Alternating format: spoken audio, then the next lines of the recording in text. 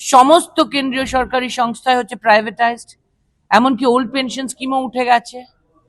এখন বলছে যারা খেতে পায় না, একেবারে গরিব লোক, যারা কোনো রকমে বছরে 100টা দিন কাজ পায়, তাদেরকে ওরা বঞ্চিত করবে, তাদেরও কাজ বন্ধ করে দেবে।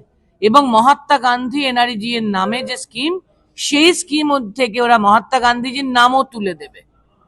মানুষ আনকন্ডিশনালি এই কনস্টিটিউশনাল রাইট পেত, এখন তার উপর 1000টা কন্ডিশন আরোপ করছে। এবং এটা আসলে একটা স্টেপ ডাউন। মোদিজি 15 সালেই বলেছিলেন মাটি খোঁড়ার জন্য এই এমজিএনআরইজি স্কিম, তো সেটাই ওরা বিশ্বাস করেন ভেতর থেকে। এবং সেই জন্যে মাটি খোঁড়ার নাম করে এখন স্টেপ ডাউন করেছেন। রাজ্য সরকারগুলোকে বলেছেন 40% করে টাকা দিতে হবে, কিন্তু সব মন মর্জি ওদের, কোথায় দেবেন, কোথায় কাজ করাবেন, কোথায় করাবেন না, কোথায় 60 দিন বন্ধ রাখবেন, কোথায় উঠিয়ে দেবেন, কোথায় বর্ষায় ক্ষেত মজুর পাওয়া যাবে, এইসব নানান ক্লজ ওরা যোগ করেছেন।